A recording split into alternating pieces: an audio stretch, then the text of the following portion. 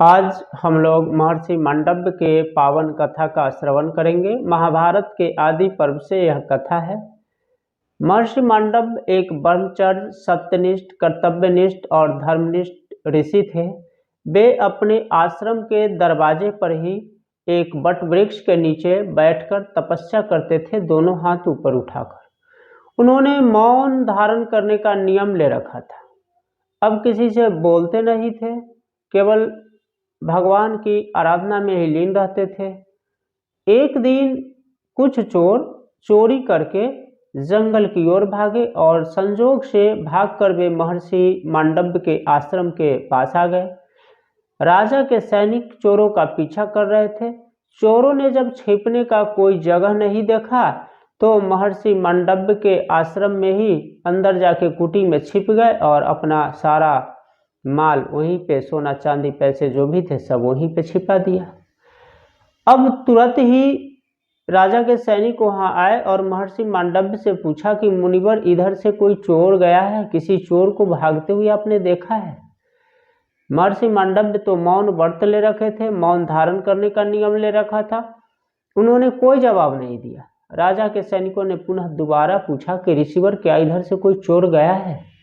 आपने उसे देखा है? मांडव्य ऋषि ने कोई जवाब नहीं दिया। तब सैनिकों ने मांडव्य ऋषि के कुटिया की, आश्रम की तलाशी ली और उस तलाशी में कुटिया के अंदर छिपे चोर तो मिल ही गए, चोरों द्वारा लूटा गया धन भी बरामद हो गया। अब राजा के सैनिकों ने महर्षि मांडव्य को भी उठा लिया और चोर को तो साथ पकड़ के ले ही गए। राजा के राज दरबार में पेश किया गया।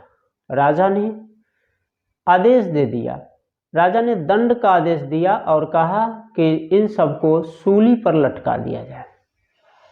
चोर को तो सूली पर लटका दिया गया, लेकिन महर्षि मांडव्य को भी सूली पर लटका दिया गया और एक पहरेदार को पहरेदारी करने के लिए लगा दिया गया कि देखो कहीं कोई भागने ना पाए किसी तरह से।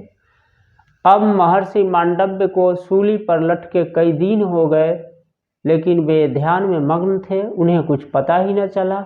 जब उनका ध्यान टूटा तो देखा कि सूली पे लटके हुए हैं, पूरा शरीर में सूल अंदर तक चुभ रहा था। अब पहरेदार जब देखे कि मांडव्य ऋषि जीवित हैं, दौड़े दौड़े राजा के पास आए और बोले कि महाराज, ऋषि तो अभी तक जीवित है, उनके प्राण नहीं निकले हैं, मरे नहीं हैं। इधर मांडव्य ऋषि ने सभी महात्माओं को, ऋषियों को आमंत्रण दिया और सभी ऋषि रात्रि में पक्षियों का वेश धारण करके महर्षि मांडव्य से मिलने को आए।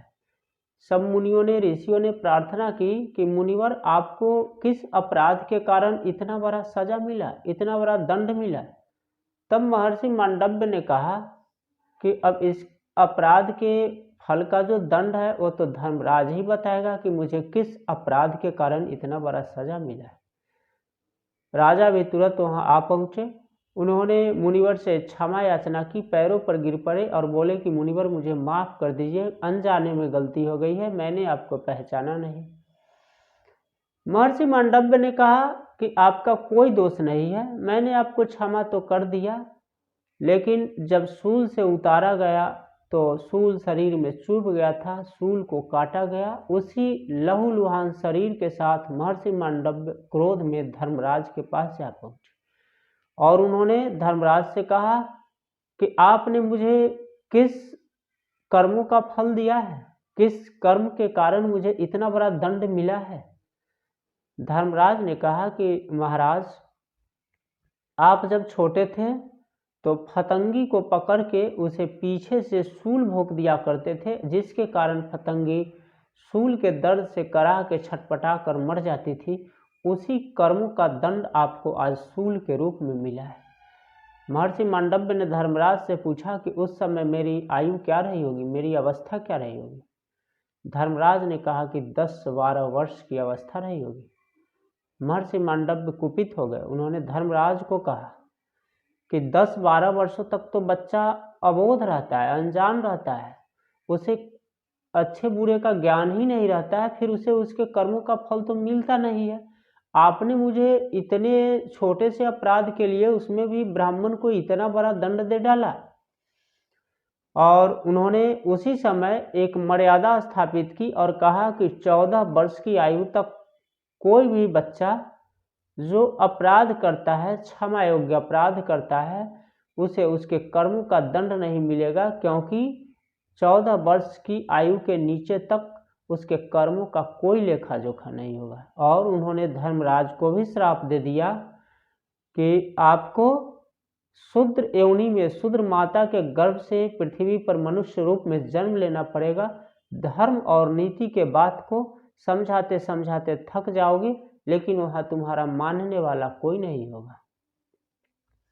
महर्षि मांडव्य के श्राप के कारण धर्मराज को द्वापर युग में विदुर के रूप में जन्म लेना पड़ा। और महात्मा विदुर धर्म और नीति की बात को तो कौरवों को समझाते समझाते थक गए, लेकिन मानने वाला कोई नहीं था।